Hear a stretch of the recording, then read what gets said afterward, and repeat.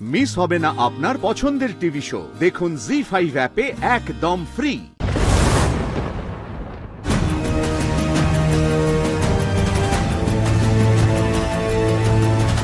এটা কে? ফুলকি না?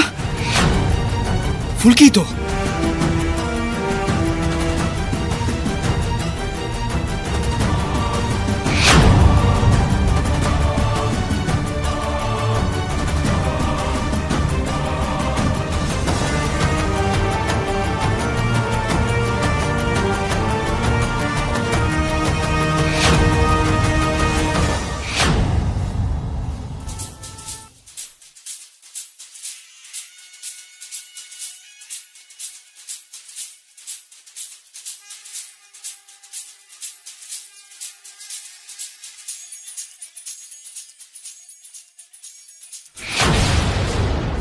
ফুলকি দাস! তিওয়ারি! তিওয়ারি! তিওয়ারি! তিওয়ারি, ফুলকি দাস এখানে ছিল। ফুলকি দাস এখানেই ছিল, আমি শিওর। আমি দেখতে পেয়েছি। শিগগির ওকে খোঁজো। কি করছো কি? আড়াবাড়ির দিকে অথবা বালিদিকের দিকে সেলটা নিয়েছে। এক্ষুনি এক্ষুনি এক্ষুনি খোঁজো, বেরাও।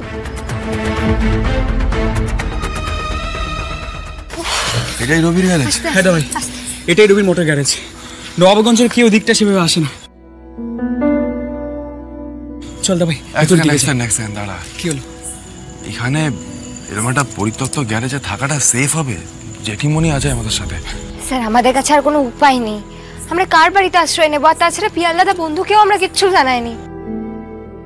সেটাই, আমরা তো ট্রেসপাসই করছি। যদিও এই গ্যারেজটার কথা আমিই বললাম। ভানু, ও তো ভাবিস না, আমি রবিকে পরে বুঝিয়ে বলবো। কিন্তু এখানে ভাই দাঁড়িয়ে কথা বলাটা আমাদের জন্য সেফ হবে না। না ভাই, চল না ভেতরের দিকে যাই।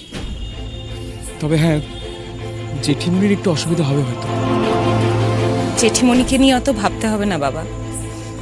আমি তোমাদের জেঠুমণির সঙ্গে একসময় এমন এমন সব জায়গায় গেছি যেখানে থাকা খাওয়ার কোনো বন্দোবস্তই থাকতো না।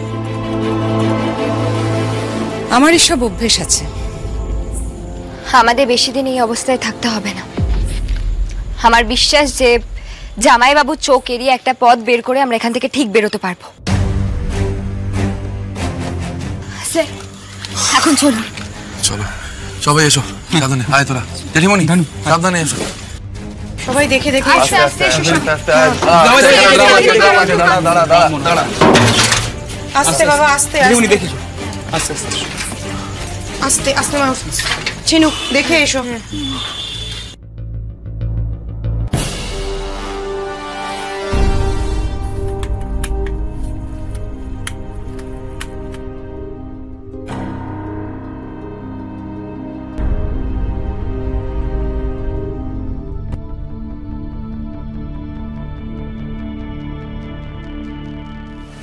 হাই ফুলকি, আর পারা যাচ্ছে না রে। এইসব মুখের রং চং মেখে আর কতক্ষণ থাকতে হবে বলতো? আমি জলের ব্যবস্থা করছি, একটু দাঁড়া। এটাকে সোজা করো।